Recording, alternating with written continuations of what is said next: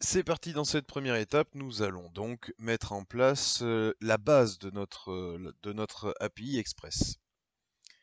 Donc, du classique syndical, comme c'est du NPM, on va initialiser la chose. Moi, à chaque fois, je mets un Y, comme ça, j'ai pas les questions à poser.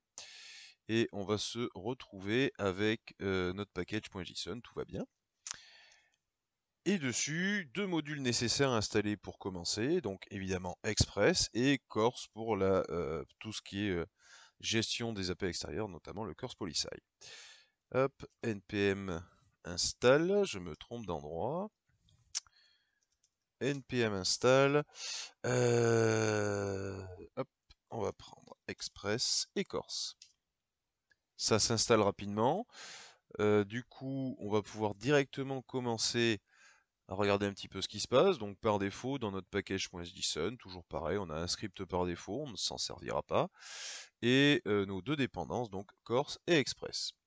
Par habitude, je vais créer un nouveau fichier que je vais appeler serveur.js. Et dedans, donc, je vais commencer à mettre en place mon premier serveur, la première base de test. Alors pour que ça soit bien clair à l'écran, puis comme je mettrai ça sur Git, je vais faire des commentaires très visuels, très faciles à repérer. Donc hop, je vais faire plein de trucs comme ça, vous allez comprendre au fur et à mesure. Donc dans un premier temps, on va charger les modules nécessaires. Hop, voilà.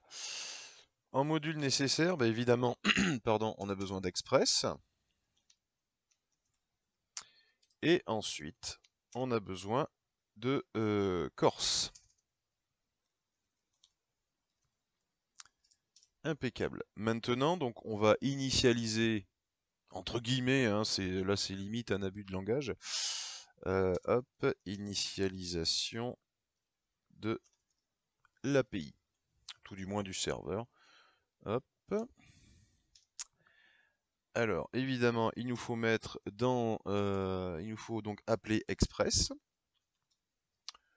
Je vais faire app, c'est du classique syndical. Et là, je vais y apporter deux, trois choses. Donc, du middleware hein, pour parler jusqu'au bout, mais dans l'absolu, c'est juste pour l'initialisation et la manière de fonctionner. Donc ici, je vais utiliser Corse et ensuite, je vais utiliser Express JSON puisque notre API va parler en JSON.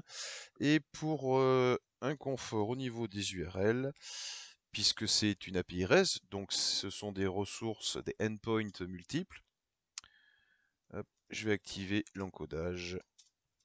Voilà. Ensuite, on a besoin du routage. Hop, mise en place du routage. Tac. Donc deux routes par défaut, la basique pour un test pour nous et la route basique d'erreur qui n'existe pas quand une route n'est pas implémentée. Donc là, je ne vais pas dire comme dans le web une route qui n'existe pas, mais une ressource non implémentée puisqu'on est en API. De base, je vais me positionner en get. Donc sur l'URL simple, rec res, c'est du standard. Je vais faire un res JSON. Non, pardon, je vais faire un send. Excusez-moi, même si c'est du JSON, là pour le coup, ça va être de la communication web. Hop, I'm online. Well done. Et ensuite, donc, ma route par défaut. Oups, pardon, ça c'est sur un autre framework. Toujours pareil, rec res. Alors là, pour le coup, je vais y renvoyer un statut, un code d'erreur. Je vais envoyer le 501 qui veut dire ressources non implémentées. Si vous voulez avoir un basique des routes standards, on va aller sur le net. Hop. On va aller sur le net, histoire d'y voir plus clair. Oui, merci, j'accepte, il n'y a pas de problème. Et on va faire HTTP code. Vous avez un petit tableau déjà récapitulatif sur Wikipédia. Il est assez bien complet pour faire du général. Vous avez tous les plus communs. Donc là, évidemment, la 501 pour une non implémentée. Alors, et puis évidemment, tiens, pour faire les routes encore connues, une 404. Donc ça, c'est les codes standards, évidemment. Pour de l'API REST, on utilise beaucoup moins. Et ils sont, pour la plupart des cas, et on le verra, assez spécifiques. Donc vous pouvez utiliser ce tableau, HTTP code, et vous tombez sur le tableau Wikipédia. Il n'y a absolument pas de problème pour trouver ça rapidement. Mais cherchez un petit peu les codes du monde des API REST, c'est pas plus mal, ça permet de pas se gêner avec tous les autres codes. Donc du coup, le 501 pour non implémenté, et hop, là, je vais mettre un petit message, je l'aime bien, il est assez marrant, marquant. Hop, tac. Donc ça, c'est quand une ressource n'existe pas. Et enfin, il faut démarrer le serveur.